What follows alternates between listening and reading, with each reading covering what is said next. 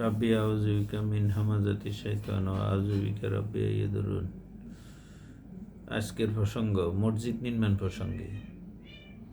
মসজিদ ফাউন্ডেশন নামে একটি সংগঠনের মসজিদে দান করার ভিডিওর প্রেক্ষিতে প্রাসঙ্গিক আলোচনা। মসজিদে দান করার কথা কোরআনে নেই। আল কোরআনের পাতায় পাতায় আছে আত্মীয় স্বজন, এতিম, মিসকিন, অসহায়, ঋণগ্রস্ত লোকদেরকে দানের কথা। সূরা বাকারা আয়াত নম্বর 177 দেখুন, তওবা 60, ইমরান 92, 136। মসজিদ যদি আল্লাহর ঘর হয় তাহলে ভিক্ষা করে দান বাক্স বসিয়ে মসজিদ তৈরি করতে হবে কেন? আল্লাহ কি কারো মুখাপেক্ষী? মসজিদ যদি সমাজের প্রয়োজন হয়, সমাজপতিরা নিজেদের বাড়ি যেভাবে দান বাক্স ছাড়া মানুষের নিকট হাত পাতা ছাড়া করেছেন, মসজিদে ওইভাবে করবেন। দান বাক্স যদি মসজিদে রাখতেই হয় তাহলে ওই টাকা ব্যয় করতে হবে গরিব মিসকিনদের মাঝে, মসজিদের কাজে নয়। মসজিদ তৈরির ব্যাপারে রাসূল সাল্লাল্লাহু আলাইহি সাল্লাম কি বলেছেন শুনুন। আমাকে মসজিদ বানানোর জন্য পাঠানো হয়নি। তোমরা সুউচ্চ মসজিদ বানাবে, যেমন বানাতো ইহুদিরা। হাদিস বুখারী ভলিউম 2, সালাত অধ্যায়, হাদিস নম্বর 2346। এই হাদিসটি বর্তমান প্রেক্ষাপটে 100% প্রযোজ্য। মানুষের ঘরে ভাত নেই, চিকিৎসার টাকা নেই, অথচ সুউচ্চ 5 তালা, 5, 7, 10 তালা ব্যাঙ্গের ছাতার মতো মসজিদ তৈরি হচ্ছে। কোটি কোটি টাকা খরচ করে মসজিদে এসি লাগানো হচ্ছে। আর একটি হাদিস শুনুন।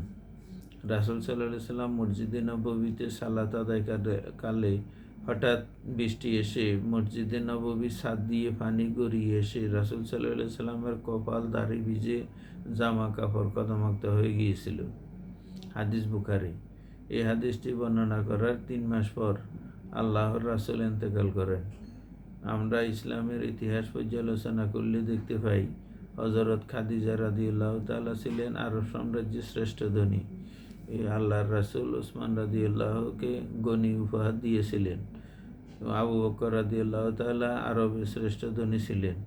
আবু বকর রাদিয়াল্লাহু তাআলার ঘরের হাঁড়ি পাতিল ঝাড়ু পর্যন্ত দান করে দিয়েছিলেন।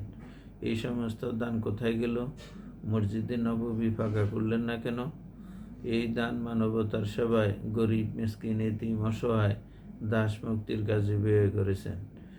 ওই দানের কারণে তৎকালীন সময় দলে দলে লোক ইসলাম গ্রহণ করেছিলেন এবং রাসূল সাল্লাল্লাহু আলাইহি সাল্লাম মদিনায় একটি ইসলামিক স্টেট কায়েম করতে পেরেছিলেন। বিশেষ দ্রষ্টব্য, কেউ মসজিদ বানালে আল্লাহ বেহেশতে একটি ঘর বানিয়ে দেবেন, এই কথাটি কোরআনের সাথে সাংঘর্ষিক এবং নবী সাল্লাল্লাহু আলাইহি সাল্লামের হাদিসের সাথেও সাংঘর্ষিক। আল কোরআনে আল্লাহ বলেছেন, হাসরের দিন লোকদেরকে আল্লাহ বলবেন, তুমি তো আমাকে খাওয়া নাই। লোকেরা বলবে, হে আল্লাহ, আপনি তো পানাহার থেকে মুক্ত। আল্লাহ বলবেন, তুমি কি ওই ক্ষুধার্ত লোকটিকে খাওয়ালে? আমাকে খাওয়ানো হতো। এর আলোকে কবি নজরুল ইসলাম লিখেছিলেন, হাসরের দিন বলিবেন খোদা, হে আদম সন্তান, খোদায় তুমি মোর অন্ন করো নাই দান। আমার পোস্টটি ভালো লাগলে শেয়ার করে দেওয়ার অনুরোধ রইল। আল্লাহ আমাদেরকে বুঝার তৌফিক দান করুন। আমিন।